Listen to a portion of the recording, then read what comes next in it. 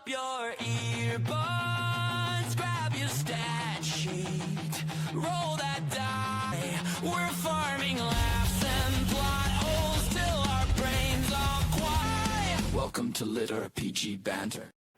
Hello, LitRPG enthusiasts, banter experts. We are here back again after 2 years with me on break with a tiny 2-year-old. But LitRPG calls me back, and we are here to throw some banter with a very special guest. We've been lucky enough to get David North. Now, David is a big name in LitRPG. I've been away for a while, but he has written 9 books in the Guardian of Aster Fall series, which was a huge series and hit the Kindle top 100 bestseller list many times.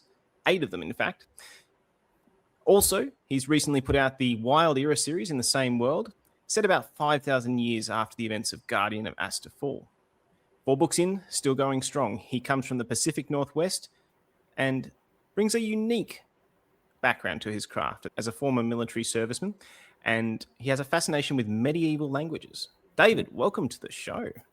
Hey, how's it going? Good to see you today, and thanks for having me on here. Not a problem. So you've got a lot going on. So I guess one of the things I wanted to dig into with you was, how do you get 9 books out in a massive series and keep going? Where's your writing mentality coming from? That one, I mean, it took 3.5 years to do 9, and I'm by no means the fastest. There's plenty of people who have written things in half that time.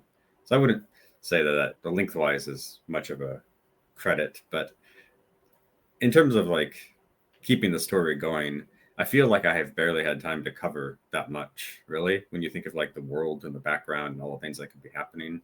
That's one reason I started the Wild Era series after this one, because I wanted to keep expanding on the overall like universe. So yeah, look, we all get a bit of guilt when we see Sean Oswald post his writer's count on the forums, and he says, "Oh, look, I just really didn't hit my targets this year. I could be more efficient."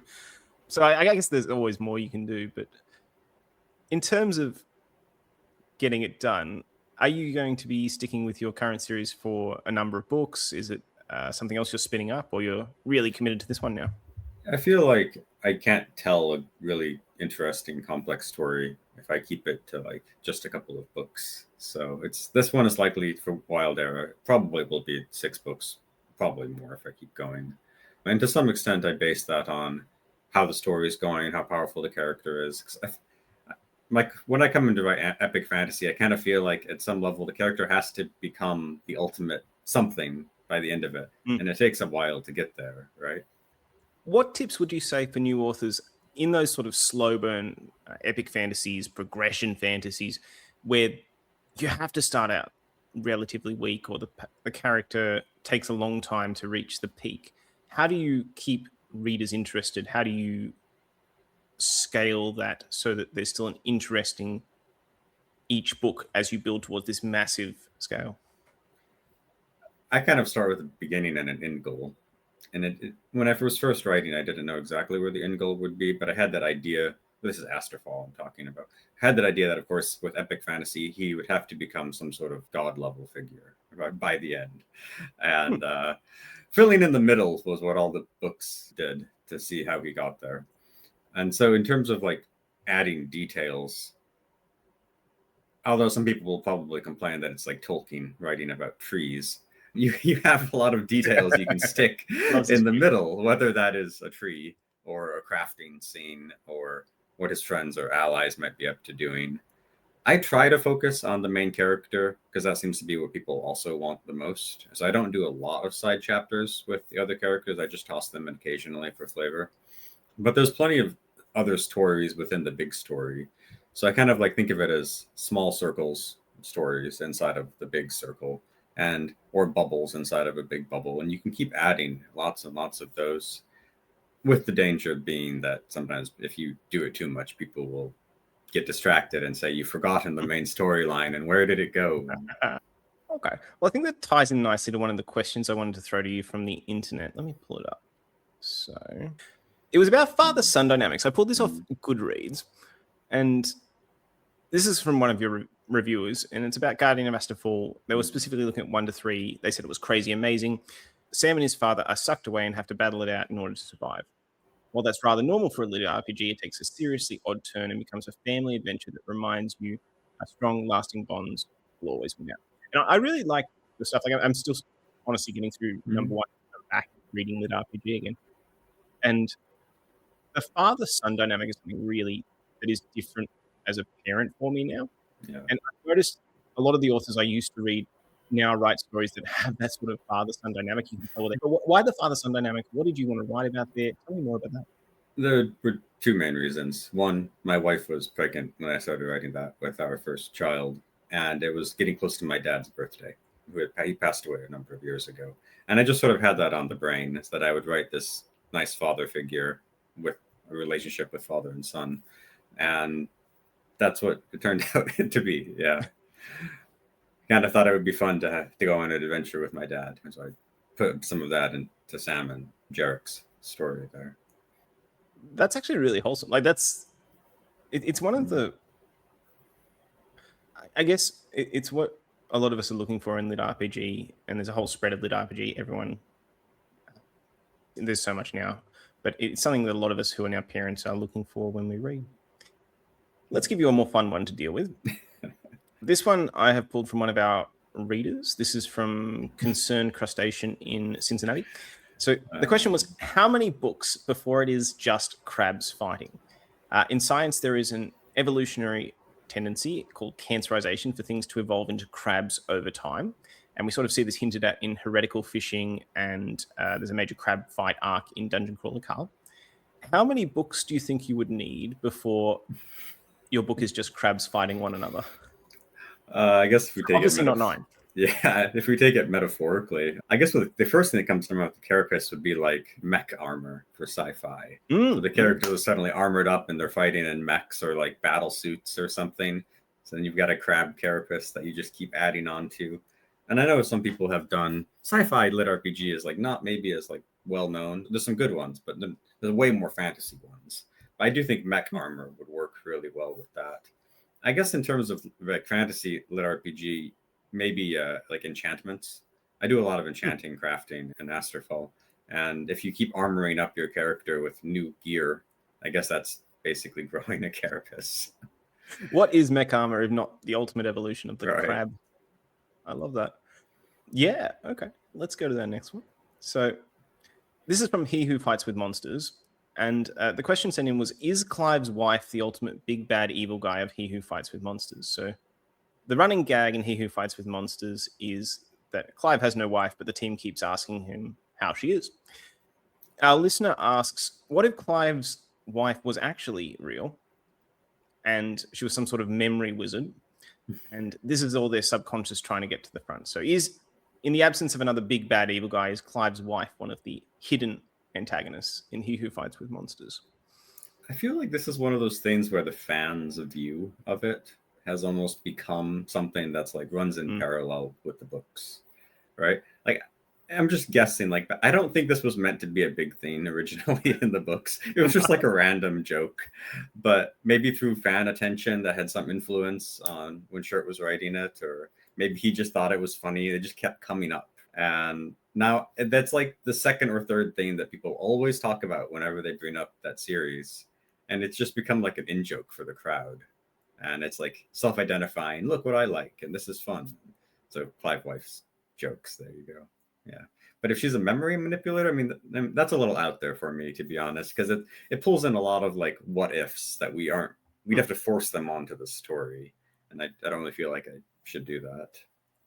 What about in your own writing? How have in-jokes been encouraged by your fan? Like, have you had things that weren't a big deal at the time and they've sort of escalated due to fans loving them? Is there anything in your own writing that's happened?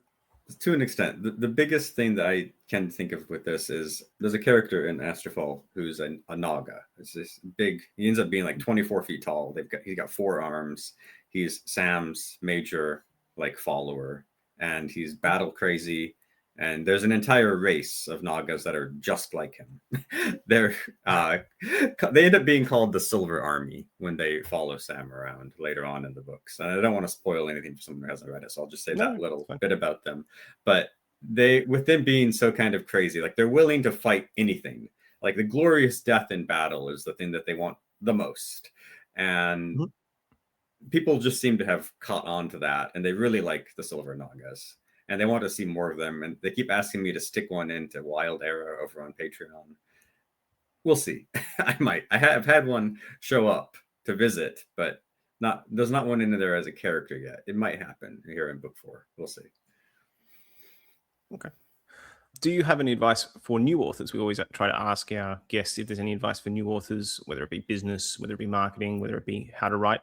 If and I'm asking a lot here encapsulated in one question, but if you had to give any advice to new authors, There's a lot, but finish the book. It's really the only advice. And then you have to make sure people want to keep reading it.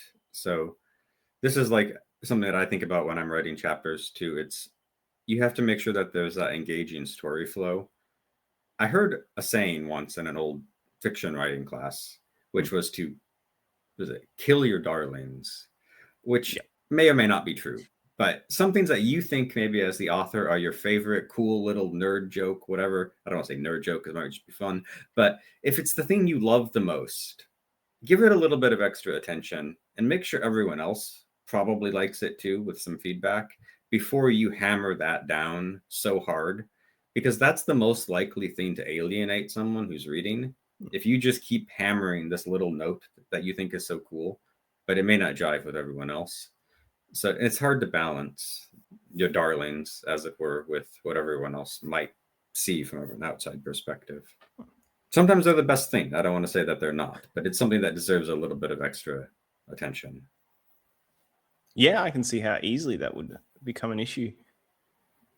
And on a personal level, how do you maintain your writing output? Do you have any life hacks? I imagine exercises involved, discipline. What are we talking? I say running, reading, and writing if I'm looking at those 3 things, because running or exercise in general kind of like clears the mind. Reading gives me like inspiration and keeps me thinking about cool stuff. And then writing is me creating more cool stuff. So I kind of focus on those 3. But family life, like we just had a second child, my son born here. Oh, congratulations. 2 months ago, roughly. And he's taking up a ton of our time right now. So when we talk about getting time to write, it's like, we're working on it, right? Yeah. So be kind. That first 2 months is very hard. Yeah. That has been an excellent set of banter with you, Dave. Is there anything else you'd like to leave our listeners with before I let you head off to, find some time around having a 2-month-old? I don't know. I think LitRPG is a fantastic genre progression in general. It's a lot of fun.